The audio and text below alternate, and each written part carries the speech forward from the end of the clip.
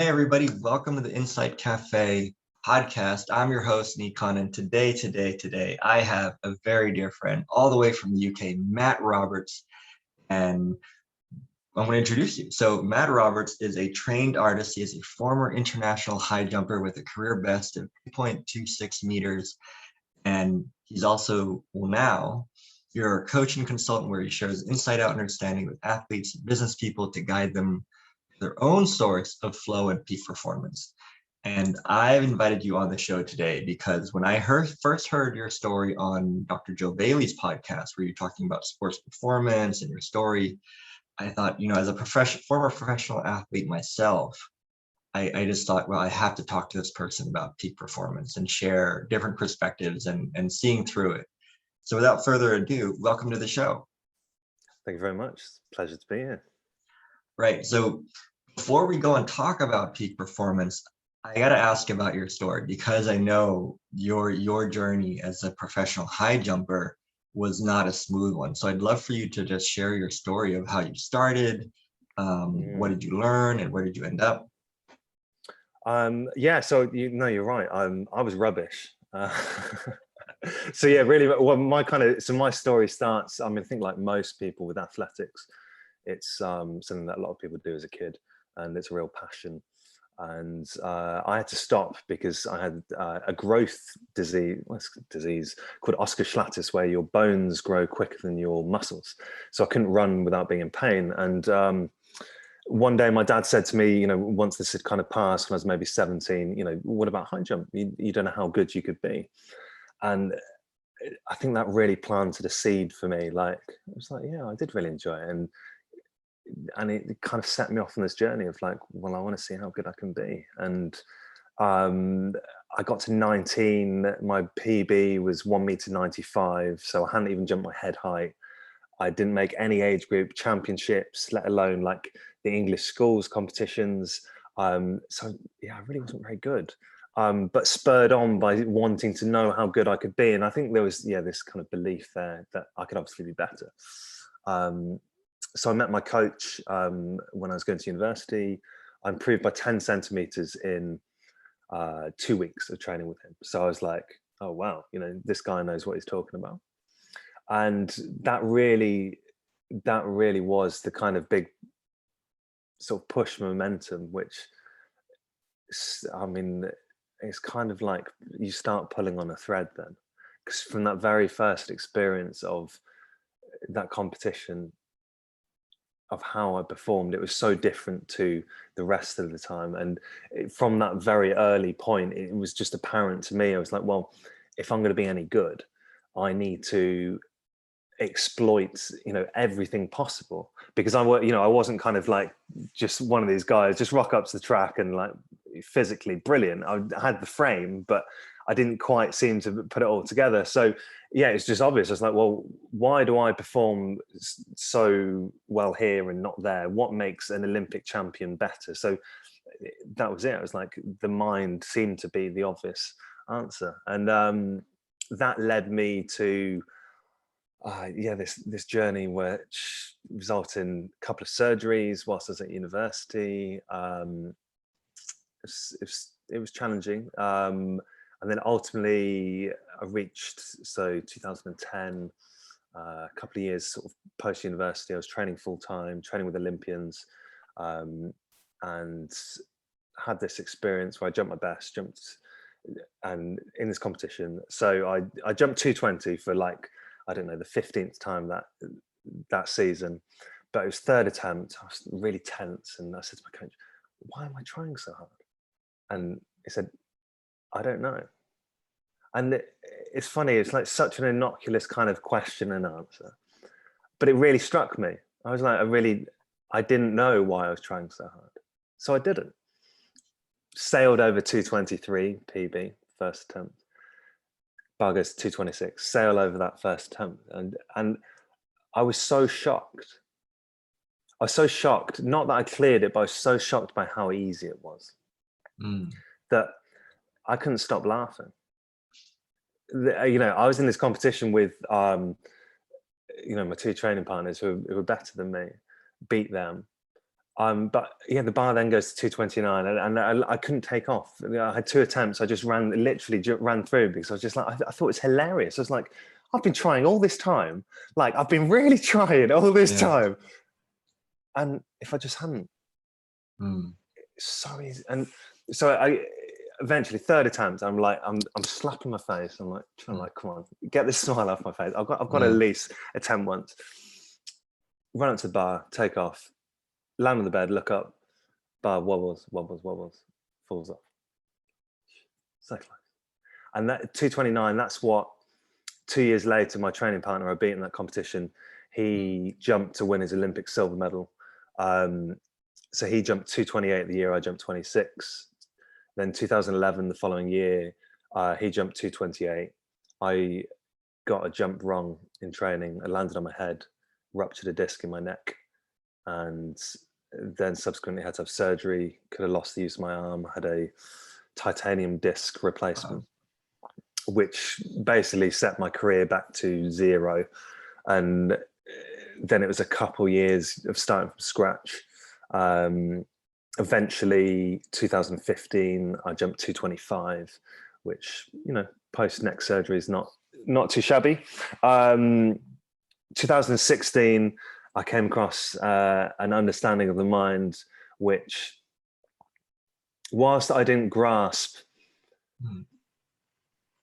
with enough impact for me really to see it within athletics, it was finally my answer. I knew.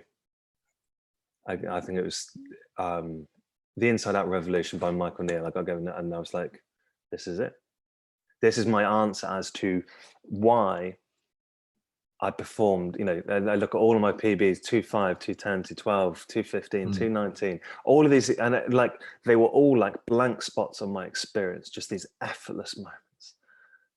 And it seemed to me that while I visualized before that competition, I had a tailwind in that competition. At one point, I genuinely, I was like, well, when I hold my hands above my head, I feel really exposed and uncomfortable, and it made me relax. That's when I performed my best. So genuinely, that was I'm gonna always hold my hands up in the air. Yeah. NLP, hypnosis, you know, you name it. I tried all of these things, and I don't know what it was, but I was like, this is it. I hear you. What an incredible story, and there's so much I hear in that. I see myself in that story too, as I used to play taekwondo, and how I think when you're so committed to wanting to be better, you'll really grab onto anything, right? And like anything to get me a little bit better, a little bit better, a little bit better. And then there's this, and I think we're gonna go into that, and as we talk about peak performance, and we kind of tunnel vision to this peak performance. Like, if raising my hand makes me peak performance, I'm there. And I also want to champion you for your story too, and in your comeback, right? We all, like, everybody loves a comeback story. I'm reading this book by, well, it's not here, Dr. Joe Bailey, the Eye of the Hurricane, right? Which you interviewed. You were on his podcast, and he spoke about how it's interesting how when people face adversity, they kind of have no choice but to go within, look for something deeper, and that's where they often encounter their true nature that really unleashes all these just a new feeling of being in life. Either it's a comeback, if it's like finding new capabilities or understandings. So I'd like to steer our conversation into the nature of peak performance, and I'd love to hear your thoughts on that, because, you know, I think especially in high performance sports, peak performance is thrown around a lot, and I'm not sure we all mean the same thing when we speak about that. Yeah, and it's almost the realm of mythology, isn't it? Yeah, like when I think about peak performance, I immediately think about Michael Jordan, or like sports superstars, Ronaldo or Serena Williams doing epic shit. Like, only that is God level performance, that you know, because it's peak, it only happens once, and, you know, or like it's not sustainable, but we're all trying to sustain it. Yeah, and I think it at least from my experience, it's kind of innocently lumped in with the physical. Mm. So the experience of peak performance is created in the same way that the physical is, and I think it's easy to understand why that happens, but it just isn't true. So we look to the people at the peak of their game, the Olympic champions, the Ronaldos, the Michael Jordans, and you go, well, they put all of the years of work in, It and must be that, yeah. and it's years, and you have to train full time. It's training 5 days a week, like twice a day. It's unrelenting. And without a doubt, yes, you have to have that physicality, you have to have that way of training. But to think that, I guess because we look at these people at the top, it's this idea that then they have an exceptional mindset, or yes, it's built in the same way over they're time. special, or yeah. But all of the clues to the truth are always there, and I think that's the slightly frustrating or ironic thing, is that actually if I sit down and I look at all of the times that I perform at best, or I have always have these conversations with my clients about getting them to look at when they perform at their best and describe that, and there's never anything kind of like consistent that has been done, and invariably they're never thinking about anything. So what I'm pointing to, whilst the physicality of becoming an elite athlete is this general upward trend over time, and it is input, whenever we fall out of our thinking, which can be instantaneous, then we perform at our best. Because I've had clients say, well actually, like, I performed at my best, within athletics, they got their PB, their personal best, but I was late to the track, or I was completely distracted by this or whatever, and they just happened because of this circumstance that they fell out of their kind of story, and they weren't bought into whatever was going through their head. So for people listening, when you say fall out of your thinking, what do you mean by that? What do I mean by that? I mean that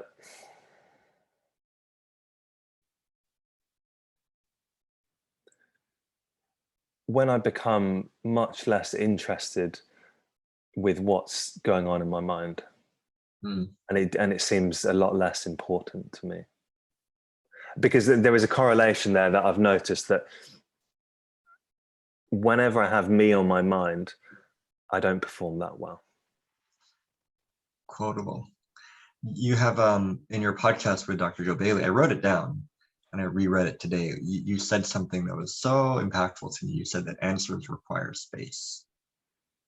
I don't think you remember you said that, but I remember. Probably not. Great. And so, because it occurred to me, and because we're talking about sports, right? I think, and this also relates to life too, I imagine. I think when we take our thinking so seriously, it just fills up all that space. There is no space for fresh thinking. There is no space for your innate ability to perform, to come out, because it's just stuck under this thinking that you're taking so seriously, and you're trying to fix, navigate, or I guess worry about, because it seems like a helpful thing it seems like a useful thing to do. I wonder if you could speak to that, considering given that, as maybe athletes or people who want to perform their best, there's so much, they're trying to put so much on themselves, like thinking or goals and targets and things to worry about. Yeah, and it's funny, isn't it, that we innocently take so much responsibility for how well we perform. And the irony is that is what covers that space from which we perform our best, which is always there, the most ordinary of things. And it took me a long time to kind of really see that, because as you said, I trained as an artist, rather unusual kind of combination, athlete and artist. So basically I spent 3 years at university, had 1 hour contact time a week. So I realized that I understand, well, I realized that I understood creativity inherently extremely well. Mm, So because you do it enough and you realize that, well, if I don't have an idea or the right solution for whatever project it is that I was working on, mm, I knew that if I kind of gave hands off, I know it will like come up at some point. And it's really weird. And I think and that is like something really normal that so many people can relate to, is that when that right idea, that bit of inspiration comes, we know it. It just comes with this kind of feeling, right? And it's reliable. It always happens. And maybe some people can relate to this more in terms of like maybe problem solving, and it's when they go out for a walk, or it's almost a cliche, but like when you go for yeah, a shower and then right. you suddenly go, oh, right. And for me, it wasn't until last year that it suddenly dawned on me in a coaching conversation with my mentor that it was like, oh, it works like that everywhere, Yeah. like absolutely everywhere. So like these moments of my peak performance as an Mm, athlete, that was no different to the kind of the art. I gave myself space to create something.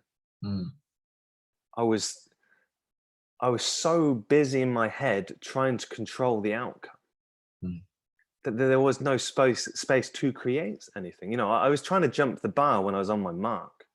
mm, And I'm sure, like, high jump, you maybe got to cover 20 meters. It's usually an 8-stride run up that gets incrementally quicker and quicker. And then you need to run around a curve, lean away, drive your knee up in the air and do a back somersault over a bar that's maybe a foot above your head, all in the space of 2.5, 3 seconds.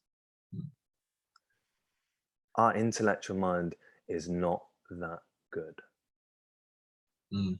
You I have to love that. operate on a Yeah. level of instinctiveness, which I'm sure, Mm, like, you say it's taekwondo, right? yeah, right. You're back, like, Right. Yeah, the math behind putting my foot in somebody's face is you would need like like a really good computer to calculate all that stuff and the timing and the rhythm. Like it's just intellect is not that smart, compared to instinctual just knowing of timing and rhythm and impact. Yeah. mm, Hmm. And the things we're speaking about, I want to segue this conversation to the premises of peak performance, because all the people listening, I think perhaps the myths that are told about peak performance, such as, I'm going to read them because I had a list, like no pain, no gain, suffering is required, or stress is just a given in peak performance. You have to stress your body to push it harder. Sacrifice, that was a big one. I wonder if you could speak to those premises that we think, or perhaps that we think are required to get this special level of performance out of yourself and your body. mm. Well, I think they all make sense. I think every single one of them makes Mm, sense, but they are built on a false paradigm. They are built on a worldview which actually just doesn't stand up to scrutiny. mm, In the same way I spoke about all of the different reasons why I performed my best when I did, it's like, well, actually, they never all actually tallied up throughout. And it's my favorite way of thinking about it is Ludwig Wittgenstein's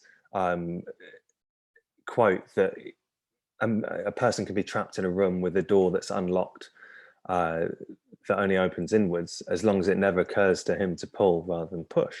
mm, And I think that's what this 3-principle understanding helps us see, is that when we are lost mm, in our thinking, it seems that the outside world is affecting us, that there is always this point that we can pull the door. So if you are trapped in that room, then it's going to seem that it is a high pressured situation. It's going mm, to seem that there is no pain, no gain. It's going to mm, seem that, well, actually, if you take that premise that you're trapped in a room that's with the unlocked door, but you're there with a tiger, well, traditional kind of psychology or whatever, anyone helping is going to say, well, here's a stake, here's a chair to fend them off, or here's some camouflaging techniques, right? So it all makes, it's all completely logical, but logical to an illogical paradigm. Completely false understanding of how the world works. Right.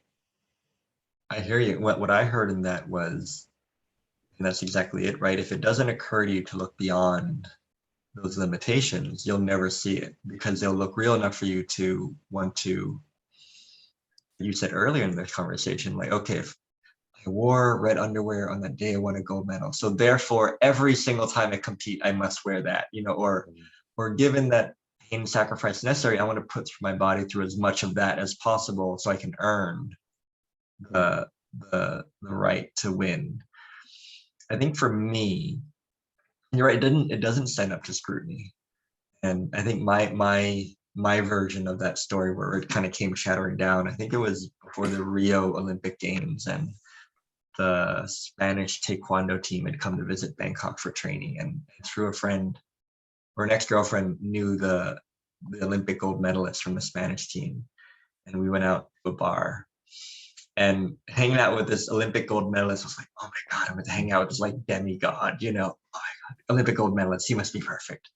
And we go out and he's the most normal human being you could have imagined, like drinking and smoking. I was like, that's not how you're supposed to be an Olympian. Like, you know, and then it occurred to me like, oh, it's not, I just completely made up who this person is supposed to be and what they're supposed to be doing to achieve the things that I thought they achieved.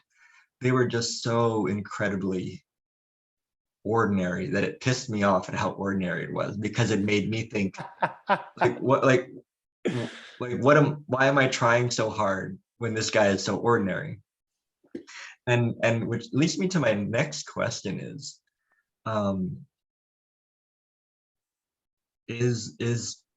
peak performance a lot more, or like there's something, what's the link between ordinary and peak performance? Because I'm seeing something here in our conversation. What I hear in what you just said was that, you know, this guy was so ordinary. Yeah. And yet there was you with ideas of what an Olympic gold medalist should be. Right. And you were striving for that. Right. So what does that say? You know, so actually there's one person striving and there's one person just being normal. Right. Living one life. performs a lot better than another. And my version of that is, you know, one of my closest friends who's the Olympic silver medalist. The year that he won his Olympic silver medal, the amount of times that he came to training and he was a bit hungover or still drunk. Yeah. Like, you'd just be like, what? Yeah. But his ability to be completely present and commit. So as we're talking about this new relationship to the idea of peak performance, what do you reckon is on offer for someone who wants to look in this direction, who wants to improve their performance in life or business or sports? What's on offer here, do you reckon? Anything and everything. To make it as succinct as possible. and actually it's something that I absolutely love is, and it's that we don't know. And I love it when I get to a point working with someone when they start to see that we genuinely don't know what we're capable of, because I think that's a really exciting place to be. It's a powerful place to be, because the more that we see how our mind creates our experience, then, you know, we start to kind of like see, oh, you know, it's not so solid. Yeah. You know, as you said, you saw, right? I made that up. So it's like, well, and you know, we innocently do it because it's what our mind does. It searches for meaning about our experience, doesn't it? So it goes, well, you know, like, if I can lift this much, my technique's like this good, and compared to that person who's performed that well, I must be kind of that good. That's all made up. Or my coach said this. No, again, that's made up. They don't definitively know. And that's what this conversation really is about trying to get as close as possible to truth and discerning what truth is. So when we start to see that, it's like, oh, like, yeah, I don't know what I'm capable of doing. And for me, that I described when I jumped my personal best 2 meters 26. And I can't describe to you really effectively, but I wasn't that good, not physically, not compared to where I got to, not compared to a lot of the people that I trained with. So it's that whole experience. I look at it and I look at like my potential. I look at like the human race's potential. Like, geez, like, who knows? What do you make of that? What do you make of how a seemingly simple shift in understanding of the nature of the mind and in what we're talking about, performance? What is it about that seeing that seems to effortlessly unpack and unleash our potential for growth? Like, is it we're just removing the limiters? Is it we're opening up new resources within? It certainly seems to me that we're removing limitations. Because, and it certainly seems to me that where the mind goes, the body follows.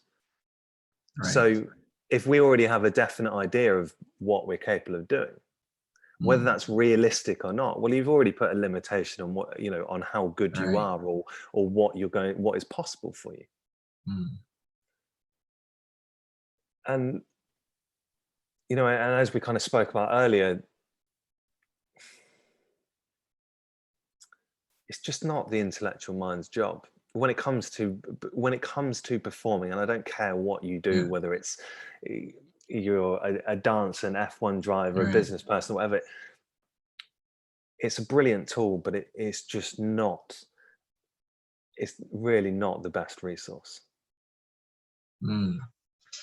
I wonder if you have, like, from your work as a coach or consultant, I've seen this in your clients, the befores and afters of when they weren't tapped in, tuned into their potential versus when they were. Like, what have you seen?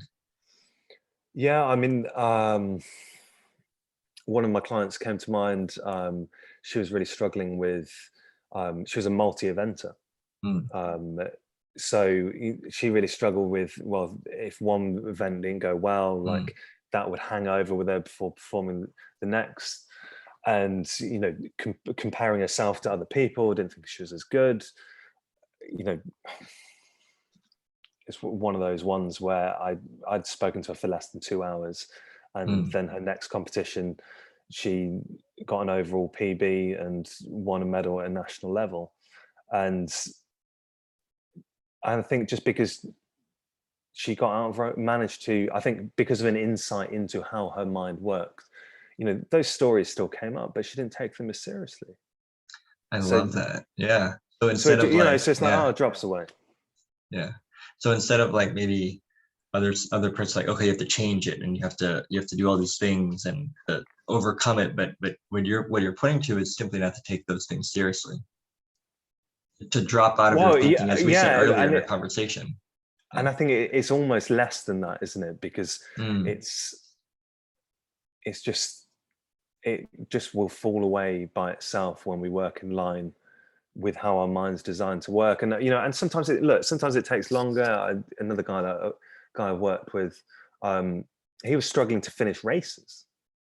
And, you know, through over our time together, we kind of unpacked, saw that there was a belief there that it seemed to be that, you know, he thought what happened in the past dictated what happened in the future. So it almost, this belief that kind of spiraled and spiraled. So then it's like, it got almost so restrictive that, like, if the first hurdle he went over wasn't perfect, it's like, oh, the race is ruined. And you know, it's, you know, like, it's tapping, you know, and he managed to start to see that this wasn't solid ground. This, you know, and so it gradually fell away from him. And, you know, now he's, yes, an indoor season for him now. He's running PBs, which is just, well, more than that, really, than like the PBs, is the feedback I get from people when they see that they've created their own limitations, and they're able to, he was at a point of wanting to quit the sport and didn't see any other option, and is now loving what he's doing. And it's, I mean, what a joy to be able to guide someone back to that. Gosh, I love that. It's so fascinating how much of thought that we're all living in that we don't know, these limitations that we don't know we're trying to play the game based off of. Right? Like given I'm not a good finisher, I need to create a better strategy how to run faster. Given that I'm not this and I'm not that. That's what I really hear in your stories, and how I think what strikes me about your stories is how simple it is, and how this really is available. What's on offer here really, really is available to everybody.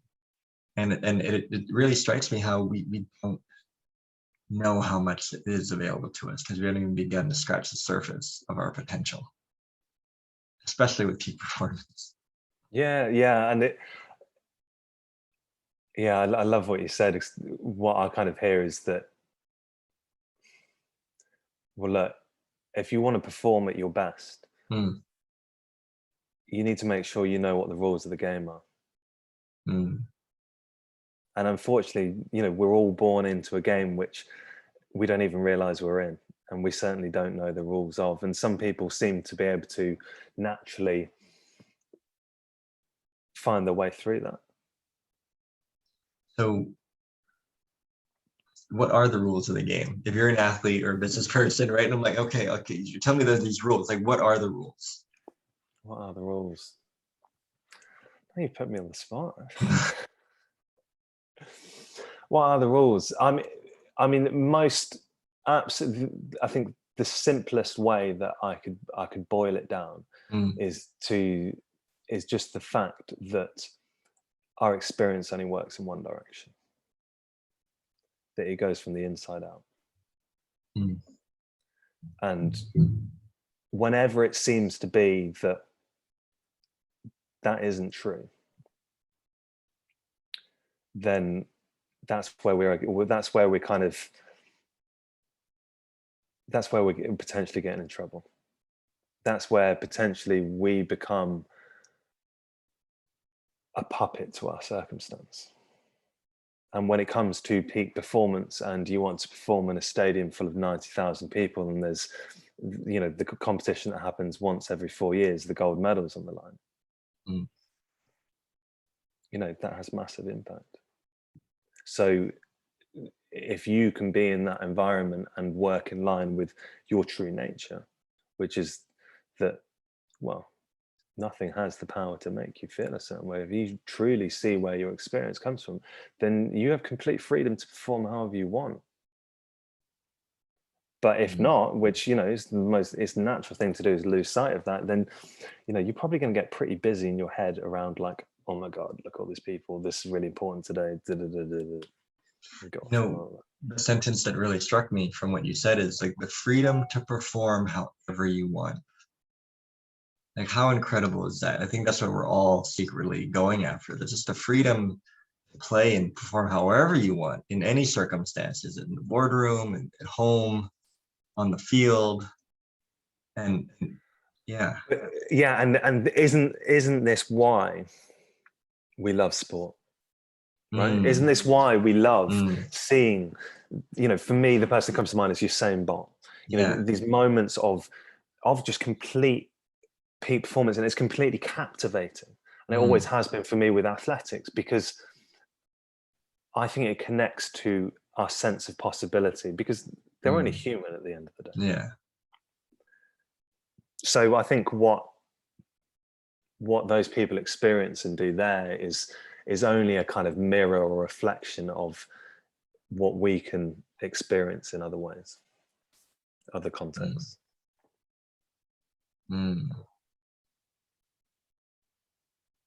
I wonder, in looking back now, right? Because in circling back to where we started, to you, what does peak performance look like to you now compared to before? Pre kind of what, during my career? Yeah. as a professional athlete before versus like now in this moment?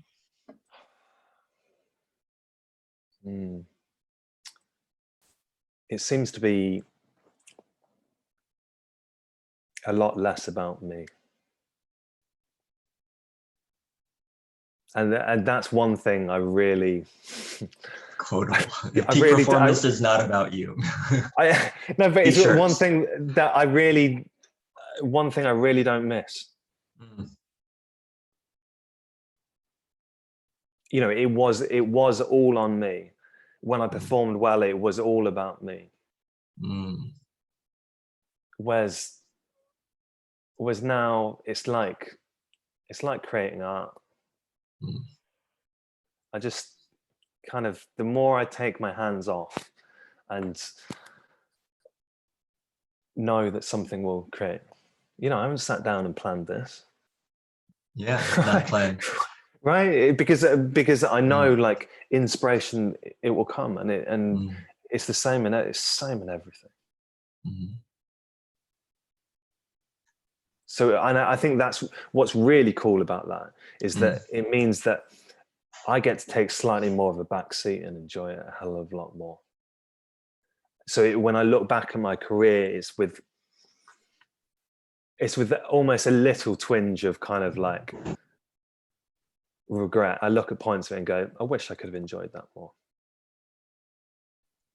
But that was my journey to where I am now. I remember winning gold medals and enjoying it for about a couple hours before thinking about the next one. And you know, like I really heard that. Like, I wish I could have enjoyed my career more. We're members of 𝗲𝘅𝗽𝗹𝘀cie Anonymous, right? Yeah, future. We talked about that, right? I think then we talked about that, right? In sports, and like, you know, you win the medal, and then the next day, like, okay, back to training because of the next one and the next one, and then my most memorable performances were the ones that I really just didn't give a shit, and I performed the best, and I really enjoyed every single part of it, and it still stays with me, like those fond memories of the times I did enjoy it versus the ones where I was trying to make a result happen. I need to make the team, or yeah, I hear you. So lastly, my last question to you is, given all the things that we've talked about today about, you know, peak performance and the premises and how you see it, how it relates to life, sports, and business, what would you give to people if you could give something to people as a gift, it would be an understanding, a knowing, a metaphor? What would you give to people listening if you could give them anything? No pressure. I imagine it would be the same. It would be the same answer that almost any, or probably every, 3 principle-based practitioner would give, but in varying different forms. So I would want to be able to give people an innate understanding of how their experience is created, which almost sounds grandiose, but it's the most normal thing. Just to help them tap back into when they're on course, when they're working in line with how they're designed, and when they're not. Love it. Yeah, I really felt that. Thank you for sharing that. So before we go, I'd love for you to tell us briefly what you're up to, where we can find you. I'll put all your links in the description, but just to tell us yourself would be really wonderful. I am currently building a website and an online course to be launched sometime this year. Who knows? Otherwise, I'm just chucking quotable stuff out on Instagram. Psychological performance coach. It's my handle. Yeah, that's it. Brilliant.